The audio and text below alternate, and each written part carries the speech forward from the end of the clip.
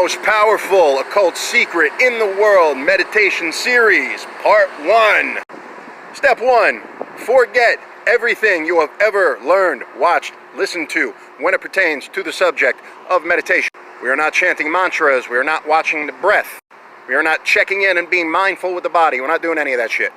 Next, I want you to start thinking of your brain as a muscle, like any other muscle that you flex, any other part of your body that you operate, like your hands, your fingers, your legs, your toes, your eyes, your nose, your teeth.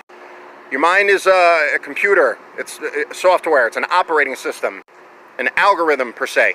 It has rules, laws, functions. You need to learn how to use it. Most people just think on autopilot. That's one of your biggest problems. You just think, but you don't know how thinking works. You don't know where it comes from. You don't know what the source of it is. All right, next, I want you to find a spot in your home, your apartment, wherever, and it's going to be your church, your shrine, your little temple area, your little holy spot. And you're going to set up a schedule and a routine, and you're going to stick to this every single day, even if it's 10 minutes every morning while you're having coffee. Sit down in your spot, get comfortable. I don't do the lotus position thing because I'm knock-kneed. It really hurts my leg. So I just go Indian style, and I make sure I'm rested against a wall for posture.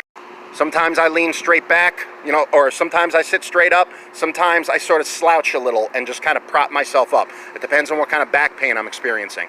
But that's the thing, you don't want pain. You don't want to be hungry. You don't want to be scratching. You don't want to have anything in your mouth, like bubble gum or anything. All right, you're going to sit in your spot, and first thing, you're just going to make your body go completely still. No blinking, no sniffling, no licking your lips, no scratching your butt, nothing. And you're going to do this exercise. Every time a thought comes in, I want you to make believe it's like a tennis ball.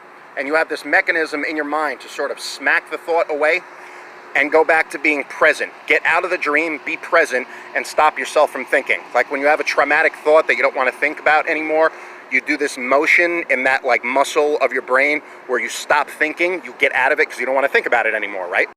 Now those brief 3 seconds where you're not in a thought, hold it. And you're going to fall asleep again. You're going to start daydreaming. This is what the ego does to you. Snap yourself out of the daydream and go back to being present.